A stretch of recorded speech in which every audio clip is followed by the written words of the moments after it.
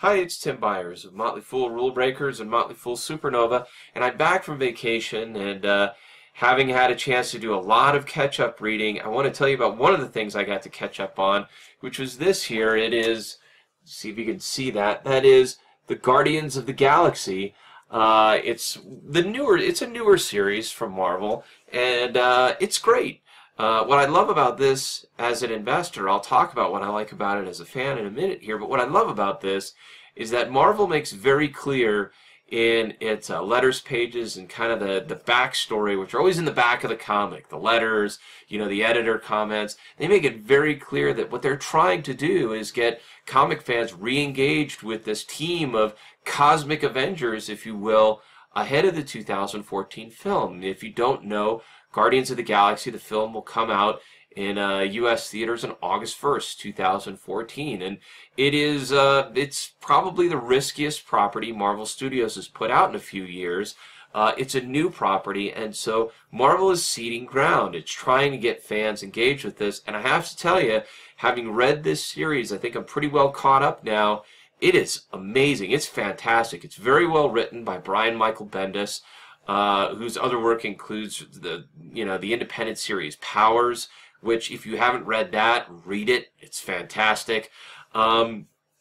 It's funny. It's engaging. The characters are interesting. They relate. They're problematic. They're hardly perfect. It's a very big stage.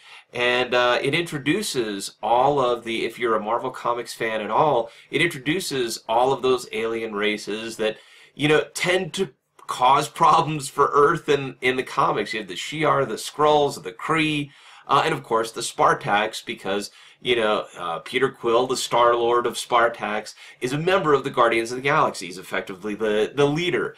But they are not what you expect. They're not necessarily the same as the Avengers. They're a little bit different than that. They're quirky, but it's very interesting and it's very well written. And what I love about it is, as I'm reading through it, I can hear the voices of some of the cast that's going to appear in the film. Now, I don't think Marvel did that deliberately, but the way this sort of lays out, the way Bendis has sort of laid out the storyline and made it so big and cinematic. I believe that, you know, Marvel's Axel Alonso actually referred to this series as kind of a cinematic series. It's very easy to see this being adapted on screen, although I am certain that director James Gunn, has his own vision. So, all in all, it's just very exciting. You can tell that Marvel is really trying to engage fans in a way that gives them a product that will be familiar. If they've read the series and they see the film, it may hearken to it a little bit. It won't be the same thing, but it might feel a little familiar, and that might get a lot more fans out to the cinema.